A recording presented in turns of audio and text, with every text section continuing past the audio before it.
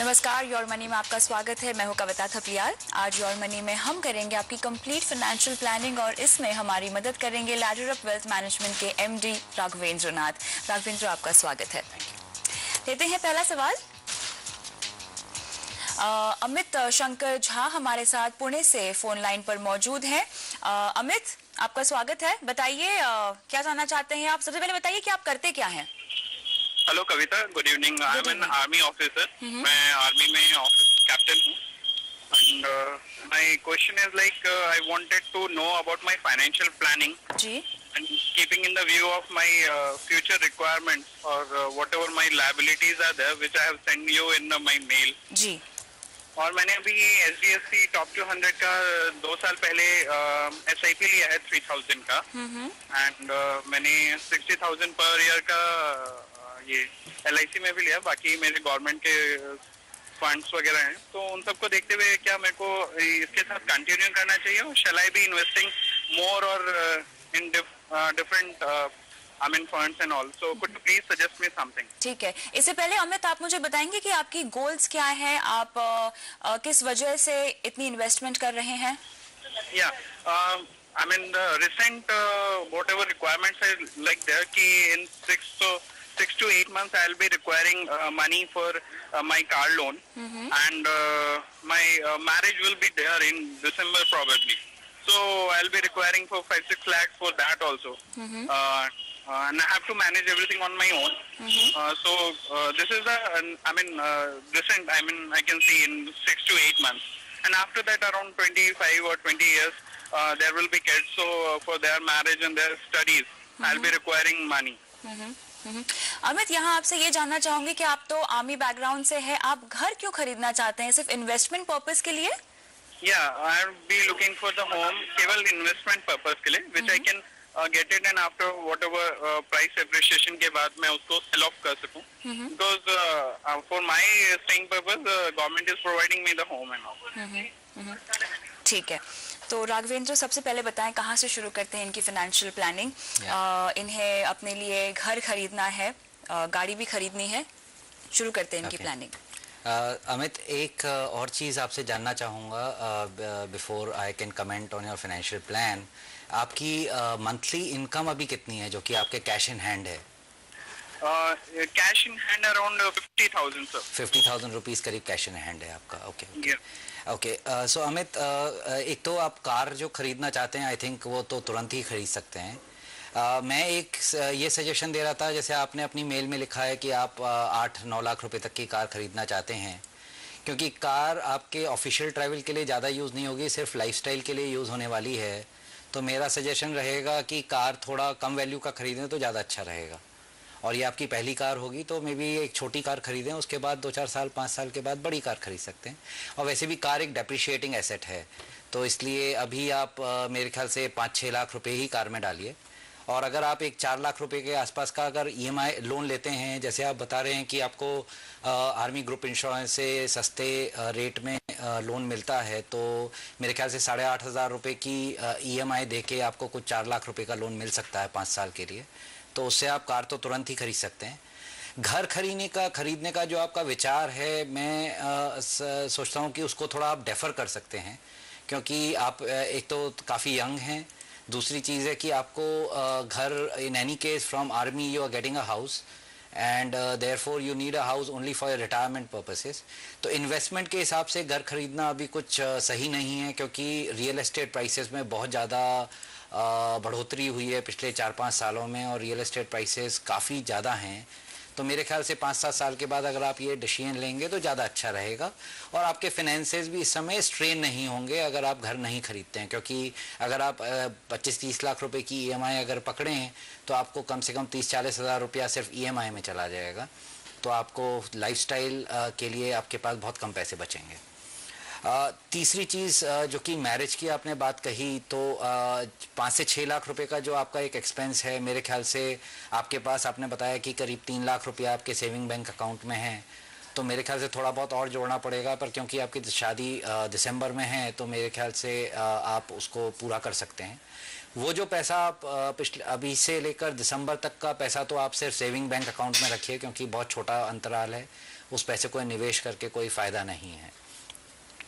आप जो 3,000 रुपये की SIP कर रहे हैं, बहुत अच्छी शुरुआत कर ली है आपने। You are very young and you have started an SIP now, and the better still you are thinking about your kids now itself, even before you have got married, so it's a good noble thought. मैं ये suggest करूँगा कि आपका, क्योंकि काफ़ी early start कर रहे हैं, मेरे ख्याल से आप 6-7 हज़ार रुपये की अगर SIP हर महीने करेंगे तो आपके अगर आप एक बच्चे को अगर लेके चलते हैं तो एक बच्चे की एडुकेशन और मैरिज के लिए काफ़ी पैसे इकट्ठा हो जाएंगे 20 से 25 सालों में। तो आप 3,000 तो ऑलरेडी कर ही रहे हैं, तो 3,000 की और SIP कर लीजिए। May be Reliance equity opportunity और एक ICICI डायनेमिक इक्विटी फंड और ले लीजिए। HDFC में तो आपका इन्वेस्टमेंट पहले से ही चल रहा है, तो ये 2 फंड और ले लीजिए तो आपका करीब 6,000 रुपये का इनका SIP चालू हो जाता है। इसके अलावा वाइल आपको आर्मी ग्रुप इंश्योरेंस की तरफ से इंश्योरेंस मिलता है, पर वो लाइफ कवर काफ़ी कम रहता है।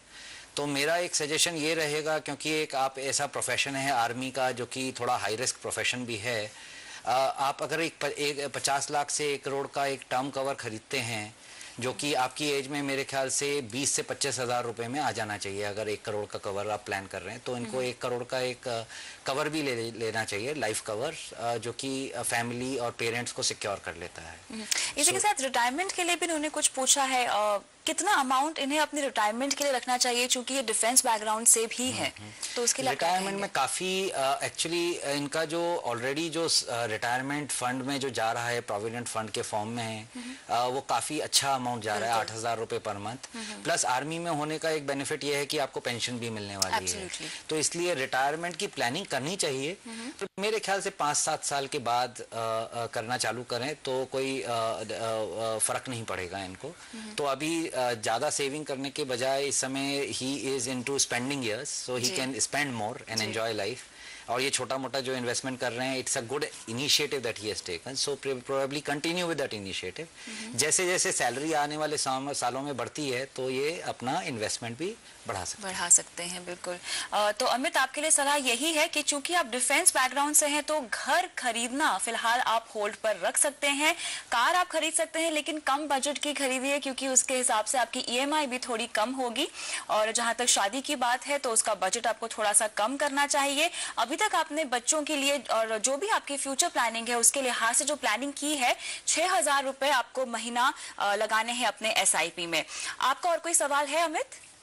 No, thank you very much, Kavita. उम्मीद करते हैं, Thank you, sir, for all whatever guidance you have given. Thank you. उम्मीद करते हैं आपको आपकी पूरी प्लानिंग हमने दे दी होगी।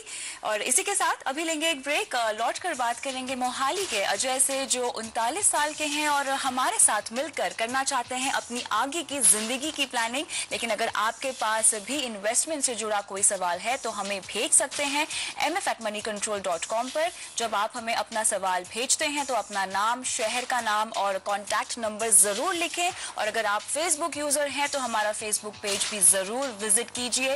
लौटते हैं छोटे से ब्रेक के बाद।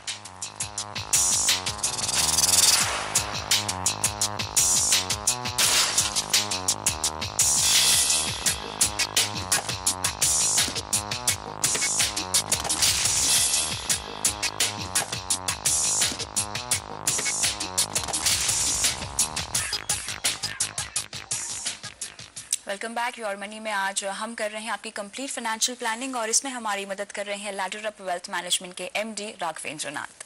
लेते हैं अगले कॉलर का सवाल। अजय कुमार मोहाली से हमारे साथ फोन लाइन पर मौजूद हैं। अजय, गुड इवनिंग, बताएं आप क्या करते हैं? Good evening ma'am, I am deputy manager. जी, बताइए आपकी इन्वेस्टमेंट कैसी है और आपके गोल्स क्या हैं? एक्चुअली मैं 2016 में मुझे 3 लाख रुपए चाहिए बेटी की पढ़ाई के लिए। अच्छा। और 2025 में मुझे 20 लाख चाहिए मैम। ठीक है। और 2030 में मुझे रिटायरमेंट के लिए 80 to 1 करोड़ रुपए चाहिए मैम। ठीक है, तो इन गोल्स के हिसाब से आपने अभी तक कहाँ निवेश किया हुआ है, ये बताइए। अभी तक मैम मेरा रिलायंस फर्मा में चल रहा है, मैं 2000 पर मंथ की सिप है मेरी। और HDFC 2000 में 1500 की है मैम। ESP ब्लैक रॉक में है 2000 पर मंथ की है मैम जी। और IDFC प्रीमियम इक्विटी में 2000 पर मंथ। ठीक है। और पोस्ट ऑफिस में मेरी 2500 है। और उसके अलावा LIC की पॉलिसी मेरी 20,000 के अराउंड है, ईयरली है। ICICI Pru life stage health saver मेरे 50,000 पर ईयर आ रहे हैं मैम। और प्रोविडेंट फंड में मेरे 62,000 पर ईयर आ रहे हैं। ठीक है। और अभी तक 3.5 लाख उसमें आ चुका है।